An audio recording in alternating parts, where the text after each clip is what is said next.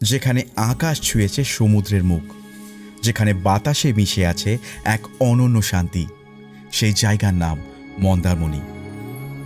ভোরের আলো যখন সমুদ্রের বুক ছুঁয়ে আসে, তখন জেগে ওঠে এক জায়গা যেখানে সময় যেন থমকে দাঁড়ায়। এই শান্তির নাম মন্দারমণি। প্রকৃতি এখানে ছবি আঁকে, ঢেউয়ের রঙে, বাতাসের স্পর্শে আর বালির নরম ছোঁয়ায়। এখানে নেই শহরের কোলাহল, নেই ক্লান্তির ছোঁয়া, আছে শুধু প্রকৃতির নিবিড় আলিঙ্গন। বাড়ির উপরে পা রেখে গোধূলির আলোয় ডুবে যাওয়া সূর্য দেখে যদি চোখে জল আসে, তাহলে বুঝবে তোমরা পৌঁছে গেছো মন্দারমণির হৃদয়ে। চলো খুঁজে নিই এই সোনালী সৈকতের গল্প একসাথে। আজকের পর্বে আমি যাব Kolkata to Mandarmani by car, কিন্তু মন্দারমণি আমি যাব দীঘা থেকে মেরিন ড্রাইভ হয়ে। দেব মন্দারমণির one of the most luxurious রিসর্টের খোঁজ, যেখানে গেলে তোমাদের মনে হবে তোমরা ফরেনে চলে এসেছো। সঙ্গে মন্দারমণির সামনেই কিছু সাইট সিনেরও খোঁজ দেব আমি। থাকবে থাকা খাওয়ার সমস্ত হিসেব। তাহলে আর অপেক্ষা কিসের? চলো শুরুই করা যাক আজকের পর্ব। কিন্তু তার আগে অ্যাজ ইউজুয়াল আমি দীপ তোমাদের জানাই ওয়েলকাম টু চাঁদের পাহাড়।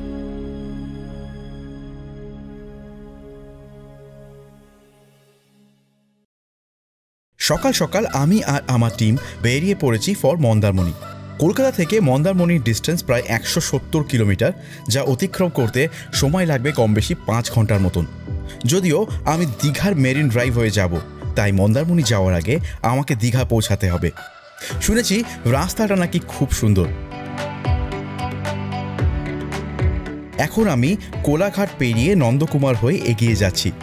হাতে সময় কম, তাই রাস্তায় একটুও সময় নষ্ট করা চলবে না।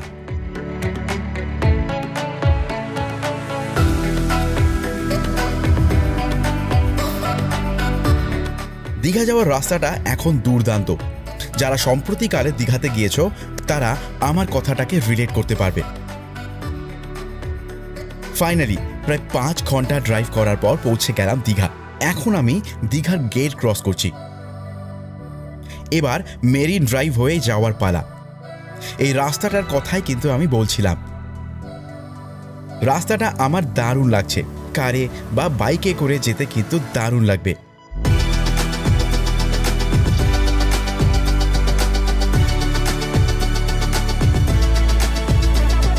দীঘার মেরিন ড্রাইভ হয়ে যখন গাড়ি ছুটে চলে মন্দারমণির পথে, তখন প্রকৃতির অপরূপ সৌন্দর্য চোখে পড়ে। এক পাশে গর্জন করা সমুদ্র আর তার অন্য পাশে সবুজে মোড়া প্রকৃতি। এই পথ যেন এক স্বপ্নময় যাত্রা, যেখানে প্রতিটি মুহূর্তে মেলে প্রকৃতির নতুন রূপ। একদিকে সবুজের সমারোহ আর তার সঙ্গে আর একদিকে সমুদ্র। একটা দারুণ কম্বিনেশন কিন্তু এটা। দারুণ লাগছে আমার ড্রাইভ করে যেতে এখান থেকে।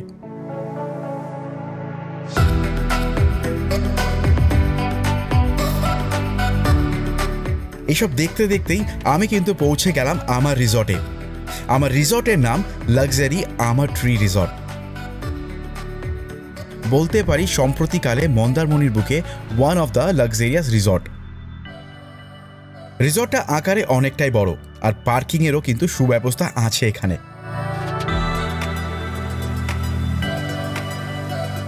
চলো এবার চেক ইন করে নেওয়া যাক। বলে রাখি, আগুডা থেকে কিন্তু আমি এই রিসর্টটাকে বুক করেছিলাম, যাতে আমার খরচা পড়েছিল 5,700 টাকা, including GST and including breakfast.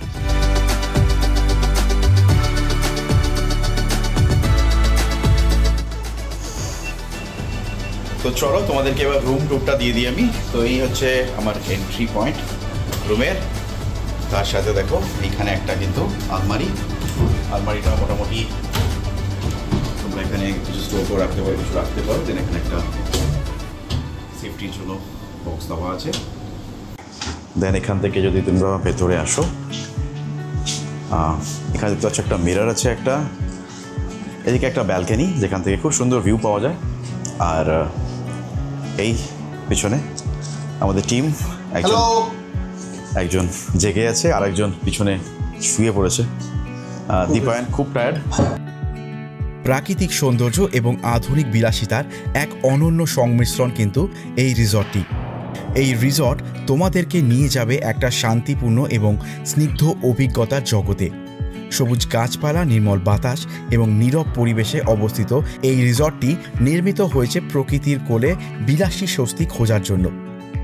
এক কথায় দারুণ একটা রিসর্ট। আমি পায়ে হেঁটে একটু রিসর্টটাকে ঘুরে দেখে নিচ্ছি।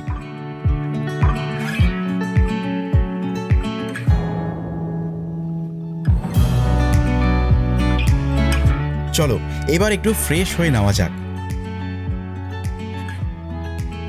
একটু ফ্রেশ হয়ে নেওয়ার পর আমি কিন্তু আমার লাঞ্চ আমার রুমেই বলে দিলাম। আজ লাঞ্চে আছে ভাত, ডাল, আলু ভাজা আর ইলিশ মাছ। দারুণ কম্বিনেশন। একটা কথা বলে রাখি, এখানে কিন্তু কোনো থালি পাওয়া যায় না, পুরোটাই কিন্তু তোমাদেরকে আলা কাটে অর্ডার করতে হবে। ফুড কোয়ালিটি এবং কোয়ান্টিটি দুটোই কিন্তু দারুণ ছিল, আর দামও কিন্তু খুব একটা বেশি ছিল না। খেয়ে উঠেই আমি কিন্তু বেরিয়ে পড়েছি তাজপুর বিচের উদ্দেশ্যে। যেতে সময় লাগবে 20 মিনিটের মতন।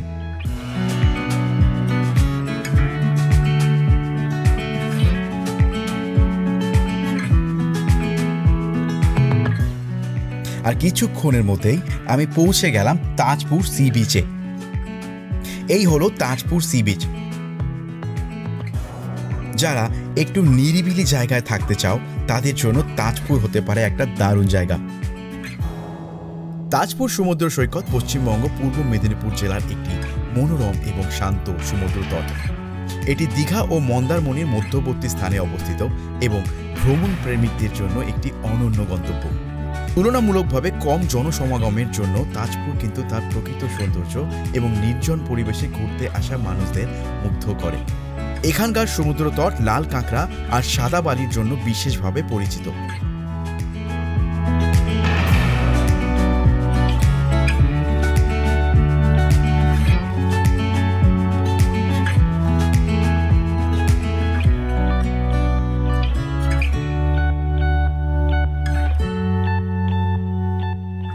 কি কেমন লাগলো এই তাজপুর তোমাদের? আমাকে ডেফিনেটলি কমেন্ট করে জানিও। তাজপুর থেকেই কিন্তু শঙ্করপুরেও যাওয়া যায়। আমি এখন শঙ্করপুরের দিকেই যাচ্ছি।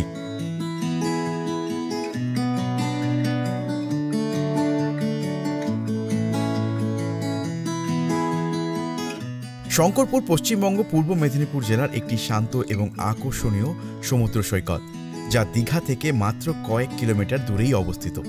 এটি একধারে যেমন মৎস্যজীবী গ্রাম, তেমন অন্যদিকে কিন্তু এটা একটা দারুণ পর্যটন কেন্দ্র। বর্তমানে এখানে রাত্রিবাসের জন্যও কিন্তু কিছু হোটেল এবং রিসর্ট গড়ে উঠেছে। বর্তমান সরকার দীঘার মতন শঙ্করপুরকেও কিন্তু সাজিয়ে তুলেছে। শঙ্করপুরও কিন্তু একটা দারুণ জায়গা, তাই তোমাদের হাতে যদি সময় থাকে তাহলে ডেফিনেটলি শঙ্করপুর ঘুরতেও কিন্তু ভুলো না। শঙ্করপুর দেখেই কিন্তু আমি ফিরছি আমার রিসর্টে। এই রিসর্টের ব্যাপারে যতই বলি না কেন কম বলা হবে। এই রিসর্ট নিয়ে আমি একটা আলাদা ভিডিও দেব তোমাদের, আর সেখানে সমস্ত ডিটেলস থাকবে এই রিসর্টের। এনিওয়েজ চলো একটু বিচেই যাওয়া যাক।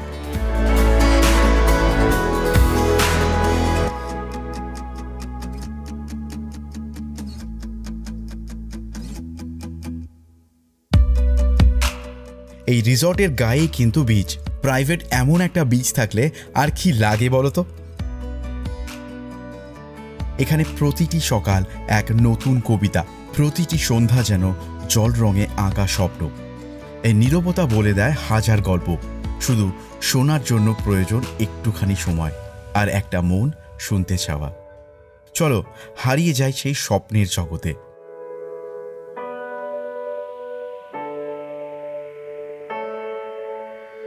দারুণ সময় কাটাচ্ছি এখানে। সময় বোধ আমার এখানে এসে হারিয়ে যাচ্ছে। দীঘা বা মন্দারমণিতে আসলে এটাই আমার সব থেকে ভালো লাগে।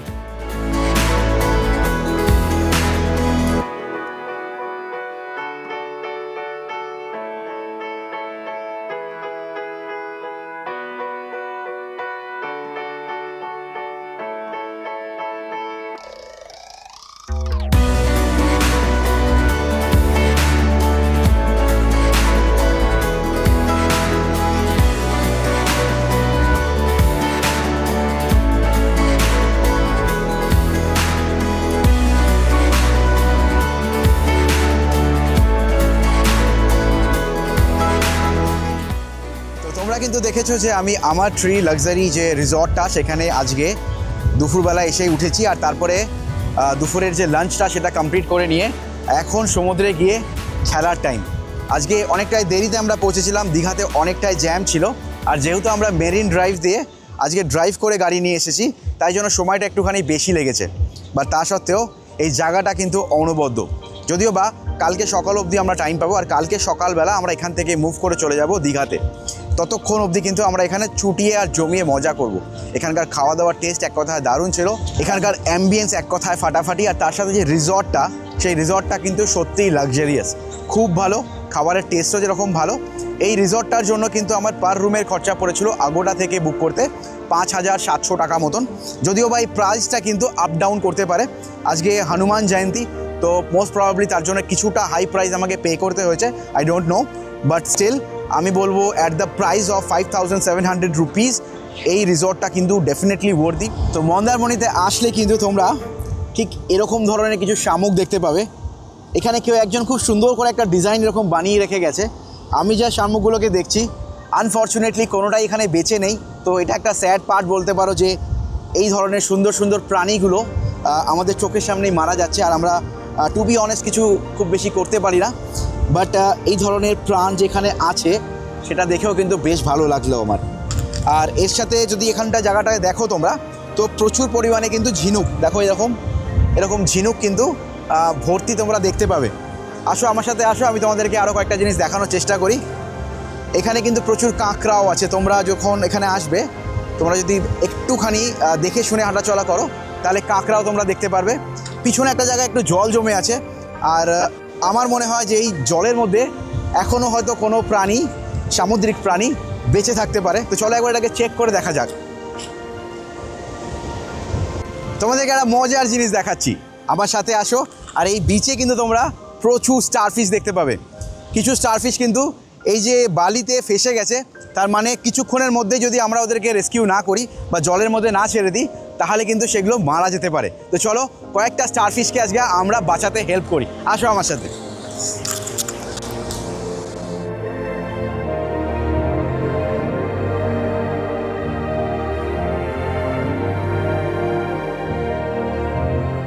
তো তোমরা দেখতে পাচ্ছ আমার হাতে কিন্তু অনেক কটা জীবন্ত স্টারফিশ এখনো পর্যন্ত আছে। আমি এগুলোকে ইমিডিয়েটলি কিন্তু জলের মধ্যে গিয়ে ছাড়বো। এগুলো সবকটাই বালিতে কিছুক্ষণের জন্য ছিল, তাই আমি জানি না কতক্ষণ এগুলো সার্ভাইভ করবে।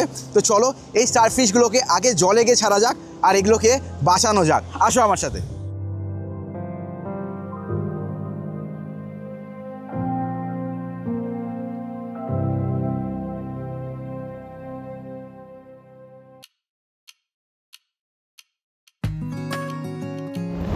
স্টারফিশটার সাইজ দেখো কি বিশাল বড়, মানে আমি যতগুলোকে এখনো পর্যন্ত পেয়েছিলাম তার মধ্যে কিন্তু এটা সব থেকে বড়। জাস্ট সাইজটা একবার দেখো, এটাকেও কিন্তু আমি ছেড়ে দেবো, আসো।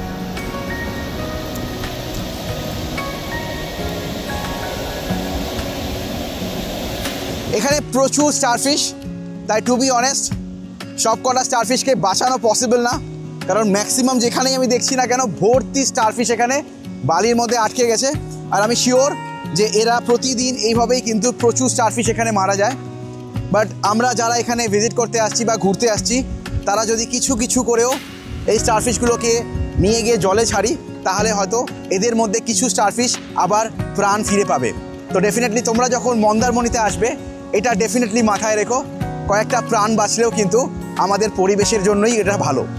তো চলো আবার তোমাদের সাথে পরে কথা হচ্ছে।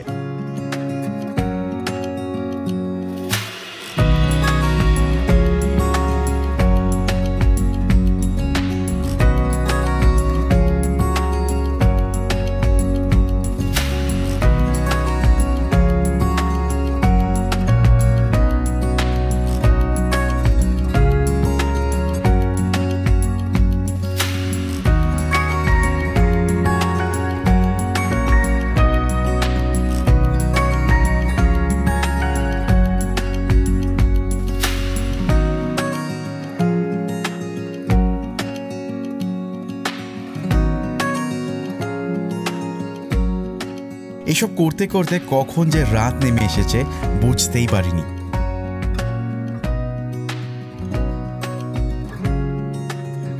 রাতে এই রিসর্টটাকে আরও সুন্দর লাগে। সত্যি নামটাই কিন্তু সার্থক এই রিসর্টের।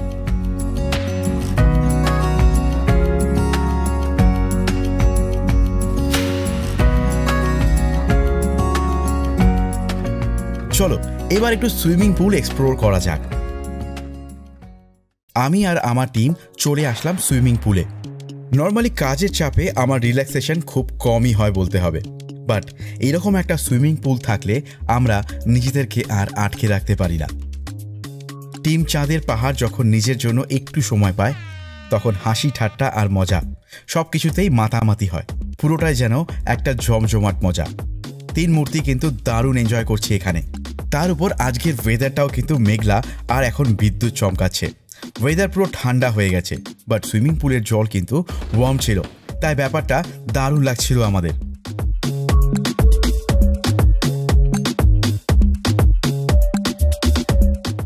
এনিওয়েজ এইসব করতে করতে কিন্তু রাত হয়ে গেল, আর রাতেও কিন্তু আমি ডিনার আমার রুমেই অর্ডার করে ফেললাম।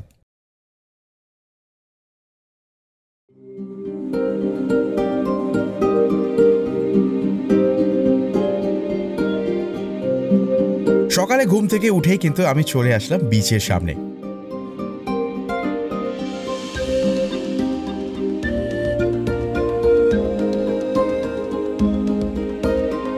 কিছুটা সময় কাটানোর পর এবার আমি যাচ্ছি কমপ্লিমেন্টারি ব্রেকফাস্ট করার জন্যে। ব্রেকফাস্টে এখানে নানান রকমের অপশন আছে তোমাদের কাছে, দারুণ আয়োজন।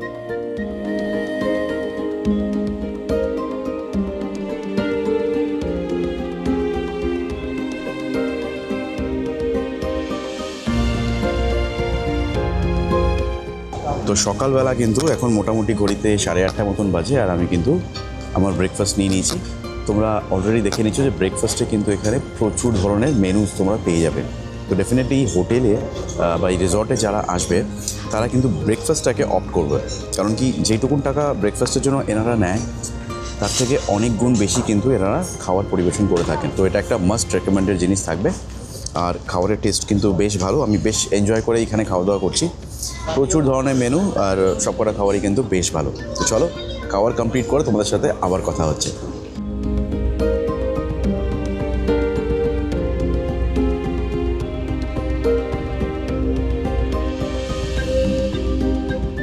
প্রচুর খাবার নিয়ে নিয়েছি আমি, মোটামুটি এখন অলরেডি আমি ফুল হয়ে গেছি।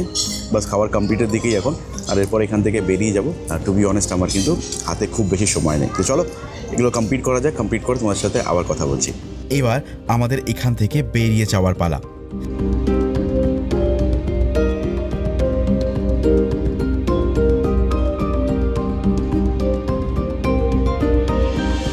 চেক আউটের সমস্ত ফর্মালিটিস করে দেওয়ার পর এবার কিন্তু আমি গেট পাস পেয়ে গেছি। এবার আমার বিদায় নেওয়ার পালা মন্দারমণি থেকে। তো আজকের এপিসোডটা আমি এইখানেই শেষ করছি। সামনের পর্বে তোমাদের জন্য থাকবে দীঘার গল্প। তো ততক্ষণের জন্য সবাই ভালো থেকো, সবাইকে ভালো রেখো, আর গুড বাই ফ্রম টিম চাঁদের পাহাড়।